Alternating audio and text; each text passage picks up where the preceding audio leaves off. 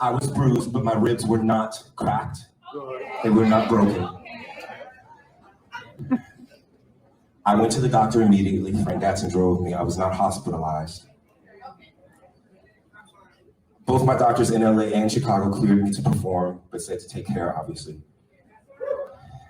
And above all, I fought the fuck back.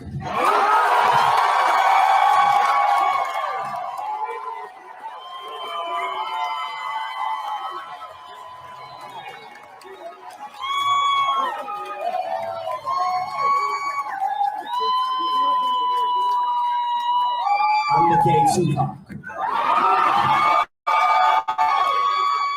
So what you guys just saw right there was Jussie Smollett back when he was on his victimhood tour, and he was saying ridiculous stuff like he's a gay Tupac and all that. But last time I checked, Tupac never paid any of his friends to jump him, and he also didn't try to play victim all the time like we see with Jussie Smollett. Now, back in 2018 or 2017, I forgot when it was, Jussie Smollett, he paid two of his colleagues, his friends, to jump him in the middle of a winter storm, and they threw racial slurs at him, homophobia slurs, and all of this. And Jussie Smollett wanted to blame this on Trump supporters in order to get sympathy out of the public. And it actually went over well for a period of time. Even the Dems were pushing this, and they tried to use it to get people to come out and vote for them.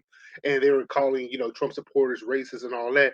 Now, you're gonna pull off this hoax, and you're gonna try to hold somebody accountable for your actions.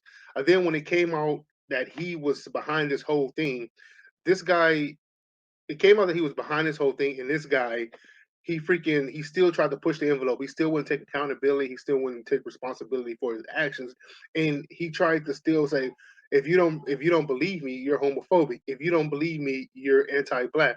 Now, this had nothing to do with being homophobic or anti-black. This is just one lazy ass guy who sucks at his job in Hollywood. He couldn't get any work, so he tried to use the people, which is pretty much black people and people of the LGBTQIA community, to push his agenda forward. Because at that period of time, he was losing his job with Empire, and in order to get more jobs, what can you do? You can actually stir up the whole nation by paying somebody to do this attack. Now, at this point in time, when he first got attacked, everybody sympathized for him. Everybody sympathized for him. Trump supporters, Biden supporters, Hillary Clinton supporters, whoever, it don't matter who you were supporting at that time, because I think it's got a little bit too political. But it don't matter who you were sympathizing for him until the truth came out and everybody turned tail on him. Thank God, right? But then Justice Smollett still has not taken accountability or responsibility. He still hasn't stopped playing victimhood. And I want to hold his family accountable because they're still standing tall behind him. And they know that all the stuff that came out against him is overwhelming evidence. Even the two Nigerian so-called white guys that came out and testified against him, it's too much evidence against this guy for you guys to say, "Oh man, he's the victim." No, he's not the victim. So let me play this victimhood scene right here that Justice Smollett tried to pull off in the courtroom. Right here, right now. No, I would just like to say to Your Honor that I am not suicidal. That's what I would like to say. Okay. I am not suicidal. Okay. I am not suicidal. I am innocent, and I am not suicidal. If I did this, then it means that I stuck my fist in the fears of Black Americans in this country for over 400 years and the fears of the LGBTQ community. Your Honor, I respect you and I respect the jury, but I did not do this. And I am not suicidal. And if anything happens to me when I go in there, I did not do it to myself. And you must all know that. I respect you, Your Honor. I respect your decision. Jail time. I am not suicidal. Okay. Mr. Uche, let me inquire, are there any post-sentencing motions you care to present? Court is adjourned. I am not suicidal. I am not suicidal. And I am innocent. I could have said that I was guilty of. Okay, so we all just saw that right there. Justice Smollett pretty much went on a whole victimhood tour while he was walking out of the court, and you hear somebody in the background talking about "Stop locking up our black man." Now, this has absolutely nothing to do with locking up black men. This has something to do with a guy who's in Hollywood, who's highly protected, putting on a hoax for him to get more work. Like I said previously, he was going to get fired from Empire. He needed another job.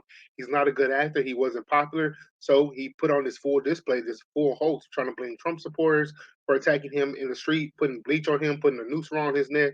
Now, when all the evidence came out, it was overwhelming for anybody to still support this guy. Even Dave Chappelle said in his special that Jussie Smollett, and he pointed out every key point why people didn't believe his story and why we didn't support him. Now, I'm going to play for you one more thing, and that's the two brothers. They're now doing a interview with Fox Nation, and they're doing a telltale all story. This has something to do with the whole. I believe there's a movie coming out about Justice Smollett, and I'm actually going to watch the movie myself because I see Netflix pushing a lot of stuff out, but I have not seen them yet do a movie about Justice Smollett, and I haven't seen Hulu do one about him, HBO, because these organizations, in my opinion, just my opinion only, they still support this guy, and I'm pretty sure they're looking to give him work. So I'm actually happy that somebody's actually pushing a documentary out about this guy because he's one of the biggest scammers since Dr. Umar Johnson. And you know what? Let me play this for you guys. Let's listen to what these two brothers had to say. Our beautiful bench. This is where we waited for Jussie to come before we attacked him. So we got here with 10 minutes to spare, and we had to plan our escape route to survey the land. His building is actually right here, right above the stairs that we're going to attack him at. We made sure we got there at 2 a.m. sharp. On the dot. On the dot. We had no phones because he did not want us to bring any phones. He said, so we don't lose them. I don't know if that's really the reason, but you can deduce your own reason. So 2 a.m., he was nowhere to be found. He was not there. So we were like, damn, what do? We didn't have no way of contacting him. He had no way of contacting us. So we waited here for about, what, 4 minutes? It was about 4 Roughly minutes, 4 minutes. but it felt like forever. Because it was cold as balls. So I saw him out the corner of my eye, and I was like, okay, that's him. Let's go. We gotta go get this Empire. Yeah, that's him. That's him. Is that him? That's that nigga. It's that nigga. Get that nigga. Oh, he's moving fast. Come on, let's get him. Get that nigga. Let's get him. As we crossed the street, we said, hey, to get his attention. Hey, nigga. Hey. He turned around, looked at us, and that's when we started yelling the famous slurs he wanted us to yell. Hey, Aren't you that Empire? hey, Empire fat nigga. It's MAGA. All right, so I'm not gonna play the whole thing for you guys. I'm gonna leave the link in the description. I think you guys should really go watch this because it's gonna be, I believe, involved in the whole documentary that's coming out or the movie that's coming out, whatever they want to classify it as.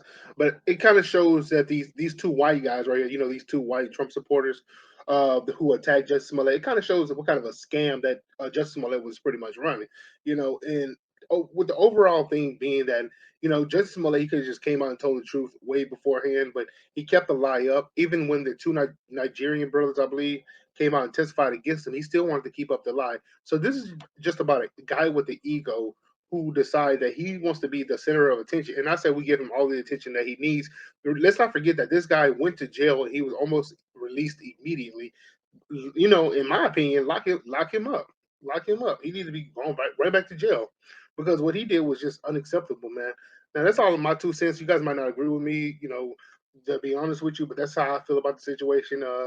Just let me know in the comment section how you guys feel about this whole Justice Smollett thing.